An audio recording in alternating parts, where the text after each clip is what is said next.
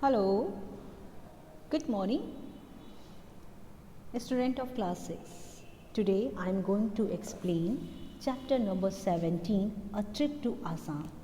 In before videos, we have completed chapter number 16 and today I am going to start a new topic. So, first of all, we will look difficult word meaning. There are main two difficult word meaning on this page. recuperate means होता है recover from illness और एक्सकर्शनल means होता है excursion means होता है यात्रा। जब हम लोग को थकान या फिर हमारी तबीयत ख़राब होती है तो उसकी वजह से जब क्या होते हैं हम रेस्ट लेते हैं तो जो रिकवर वाला प्रोसेस होता है that is called recuperate. And second word is aroma. Aroma means clear है, अरोमा मीन्स होता है सुगंध। जैसे कि अगरबत्ती या फिर धूप बत्ती जलती है या घर में कुछ अच्छा सा स्वादिष्ट पकता है तो उसकी जो खुशबू होती है वो क्या होती है पूरे घर में फैल जाती है, उसे हम अरोमा कहते हैं। Okay, let's start everyone. Do fast, open your page number 114।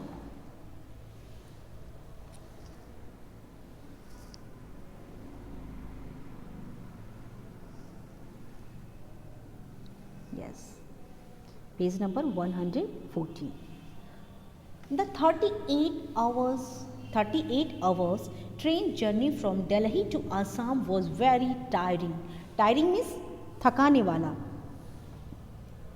Delhi से आसाम तक का जो सफ़र था, जर्नी मीन्स यात्रा, जर्नी मीन्स यात्रा, और कितने देर का था 38 आवर्स। 38 आवर्स मतलब 38 घंटों की जो यात्रा थी Delhi to Assam was very tiring, पूरी तरीके से थका देने वाली थी। It was such a relief to finally got down at the Tinsukia railway junction in Assam. कह रहा है, और जो पोएट है जो राइटर है वो कह रहे हैं it was such a relief. जो राइटर हैं वो कह रहे हैं कि it was such a relief. Relief means बहुत ही आराम होता है ना, जब बहुत ही राहत की सांस लेना, तो ये बहुत ही राहत भरा था। To finally get down, train से उतर करके जब मैं तिनसुकिया रेलवे जंक्शन पे आसाम में ट्रेन से उतरा तो ये मेरे लिए बहुत ही एक क्या था, राहत भरा था, क्योंकि 38 आवर्स तक कंटिन्यूअसली वो ट्रेन का सफ़र कर रहे थे। Next, Mister Devri dad's friend. जो मिस्टर देवरी जो राइटर को लेने के लिए आए थे आसाम जंक्शन पर, वो उसके डैड के फ्रेंड्स थे एंड आवर होस्ट, और हमारे मेज़बान थे, मतलब हमको अपने घर पे ले जाने वाले थे। Was already waiting for us, वो हमारा इंतज़ार कर रहे थे। अस मीन्स हमारा, इसका मतलब है कि जो राइटर हैं जिन्होंने ये बुक लिखी है, मीन्स ये जो टॉपिक लिखा है अ ट्रिप टू आसाम, इसका मतलब है कि इनके साथ और भी एक दो लोग थे। Mr. Devri, dad's friends and our host was already waiting for us. Mr. जो देवरी थे, जो डैड के दोस्त थे, वो हमारा जो है क्या कर रहे थे, ऑलरेडी इंतज़ार कर रहे थे। It was dead of night. यहाँ ध्यान देना ये line, It was dead of night. Dead means होता है मरा हुआ, लेकिन यहाँ पे dead मीन्स मरा हुआ नहीं है। इसका मतलब है कि ये जो रात थी जब मैं बिस्तर पे गया, ये हमारे लिए मतलब ऐसा लग रहा था कि मैं मर गया हूँ, इतना मैं थक गया था कि जब मैं बिस्तर पे गया तो मुझे कुछ भी होश नहीं रहा। We quickly got into Mr. Devri's car for 10 minutes journey to his home. We quickly got into means हम लोग बहुत जल्दी ही मिस्टर देवरी की जो कार थी उसमें बैठ गए फॉर 10 मिनट्स, और केवल 10 मिनट की ही जर्नी थी उनके घर की, मीन्स स्टेशन से और उनके घर की जो दूरी थी सिर्फ और सिर्फ कितने देर की थी, only 10 minutes by car. After freshening means fresh होने के बाद, freshening up and a simple yet tasty meal means बहुत ही साधारण, एट एट मीन्स फिर भी जो भोजन था वो बहुत ही स्वादिष्ट था। We went to bed early in the morning to recuperate from the tiring of our journey. Writer कह रहे हैं कि आफ्टर फ्रेशनिंग, पूरी तरीके से फ्रेश होने के बाद हमने एक बहुत ही अच्छा सिंपल सा टेस्टी खाना खाया। उसके बाद हम लोग बहुत जल्दी ही बेड पे चले गए। क्यों? क्योंकि अर्ली इन द मॉर्निंग हम लोगों को फिर उठना था टू रेक्यूपरेट, फिर से हम लोगों को जो है मतलब जो हम लोग को थकान हो गई थी जर्नी की, उसको मिटाते हुए नेक्स्ट जर्नी के लिए, नेक्स्ट जर्नी के लिए हम लोग को, क्योंकि अब हम लोग को आसाम घूमना था तो उसके लिए ज़रूरी था कि हम पूरी रात रेस्ट करें और जो हमारी टायरिंग है, जो थकान है, वो मिट जाए। आई होप क्लियर हो रहा होगा। लिसन केयरफुली, एक बार फिर से इस पैराग्राफ को देखते हैं। The 38 hours train journey from Delhi to Assam was very tiring. It was such a relief to finally get down at the Tinsukia railway junction in Assam. Mr. Devri, Dad's friend and our host, was already waiting for us. It was the dead of night. We quickly got into Mr. Devri's car for 10 minutes journey to his home. After freshening up and a simple and tasty meal, we went to bed early in the morning to recuperate from the tiring journey. Miss कि 38 hours की journey जो है हमारी दिल्ली से आसाम की थी, बहुत ही थकाने वाली थी। इसके बाद जब हम रेलवे स्टेशन तिनसुकिया पे उतरे तो वो बहुत ही राहत भरा हमारे लिए था। और मिस्टर जो देवरी थे, जो डैड के हमारे दोस्त थे और हमारे मेज़बान हमको अटेंड करने आए थे, ऑलरेडी हमारा वेट कर रहे थे। और जब हम रात में, it was dead of night, जब हम रात में बिस्तर पे गए तो ऐसा लगा जैसे हमारी बॉडी में जान ही नहीं हो, क्योंकि हम बुरी तरीके से थक चुके थे। 10 मिनट्स जंक्शन, मतलब जो रेलवे स्टेशन है उससे जो मिस्टर देवरी का जो घर है सिर्फ 10 मिनट्स का था और हम बाई कार उनके घर पहुँचे। उनके घर पहुँचने के बाद फ्रेश हुए और फ्रेश होने के बहुत ही सिंपल खाना लेकिन बहुत ही टेस्टी खाना हम लोगों ने खाया। उसके बाद हम लोग बहुत जल्दी ही बेड पे चले गए कि हम लोगों की जो थकान है जर्नी की वो उतरे। उसके लिए हम लोग आराम करने के लिए चले गए। Next paragraph, first day. अब वो अपनी जर्नी जो है, जो आसाम की है, वो फर्स्ट डे का अपना दिन बता रहा है। डेज वाइज वो चलेंगे। We woke up in time for lunch. अब वो कब जगे? मीन्स वो जब उठे तो लंच का टाइम हो गया था, मीन्स दोपहर हो गया था। We woke up in the time for lunch after a satisfying meal. Means हम लोग जब जगे तो लंच का टाइम था और उसके बाद जो हम लोगों ने खाना खाया वो बहुत ही संतुष्टि भरा था।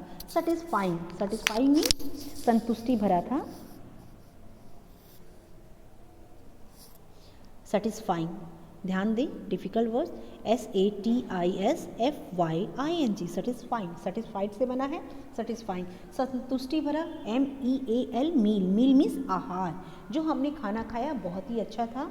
We spend some time relaxing in the garden. Spend, SPENT, spend means होता है बिताना। हम लोगों ने कुछ समय गार्डन में बिताया। किस लिए? रिलैक्स, आराम, राहत पाने के लिए। ठीक है। We woke up in time for lunch after a relaxing in the garden. We woke up in time for lunch after a satisfying meal. We spent some time relaxing in the garden. Next paragraph. Almost every house in Assam has a garden at the front side and a small kitchen garden at the back. ध्यान दीजिए कि almost every house means लगभग, almost means लगभग, आसाम के जितने भी घर हैं, एवरी हाउस मीन्स प्रत्येक घर में आसाम के उनका अपना एक गार्डन होता है। वो गार्डन एक फ्रंट साइड में होता है और एक गार्डन छोटा सा स्मॉल किचन गार्डन जिसे कहते हैं वो बैक साइड में होता है, घर के पीछे। मीन्स घर जो है उसके आगे भी एक गार्डन होता है और एक घर के पीछे भी गार्डन होता है। Where many kinds of plants are grown, जहाँ पर बहुत तरह के प्लांट्स मीन्स पौधे उगाए गए थे और होते हैं। They usually grown common fruits and vegetables as well as spices for daily consumption. Consumption means होता है उपभोग। ध्यान दीजिए, दे यूजली मीन्स सामान्यतः, अधिकतर। ग्रोन कॉमन फ्रूट उनके यहाँ होता है, जैसे कि लेमन है, गुआवा है, बनाना है, इस तरह के जो कॉमन से पेड़ होते हैं वहाँ आपको हर घर में लगभग केले का पेड़ जरूर मिलेगा। इसी तरीके से लेमन के भी पेड़ आपको हर घर में मिलेंगे। उसके बाद डिफरेंट तरह की वेजिटेबल्स और स्पाइसेस, गरम मसालों के पौधे भी उनके घर में जो डेली यूज़ होते हैं। कंजप्शन मीन्स होता है डेली उपभोग में लाना। वो सारे जिनका उनके लाइफ में डेली यूज़ है, वो सब अपने किचन गार्डन में ग्रो करते हैं। Almost every house in Assam has a garden at the front side and a small kitchen garden at the back side, where many kinds of plants are grown. They usually grow common fruits and vegetables as well as spices for daily consumption. Spices means गरम मसाले।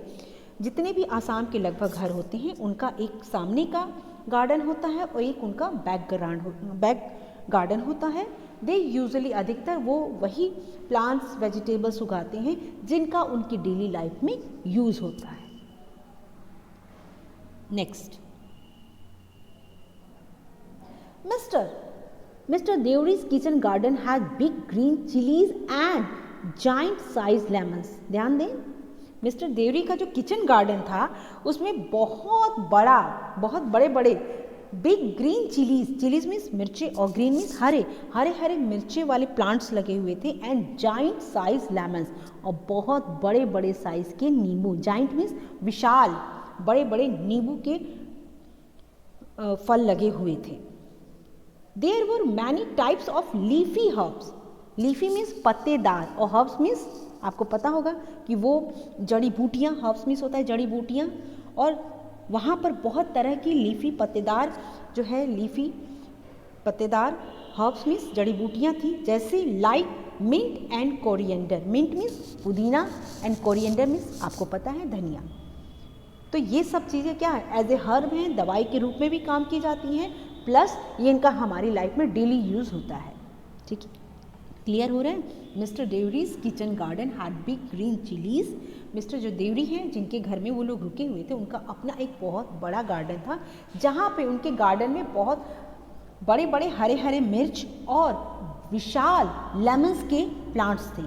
There were many types of, वहाँ बहुत तरह के leafy herbs भी थी, जड़ी बूटियाँ थी, जैसे लाइक मीन्स मिंट और कोरिएंडर। क्लियर हो रहा है? Okay. Today I have completed almost one page. Rest of portions we will continue in next video. So today you will read this page. आप लोग जो है इस पेज को पूरा यहाँ तक रीड करेंगे and find difficult words meaning. Take care.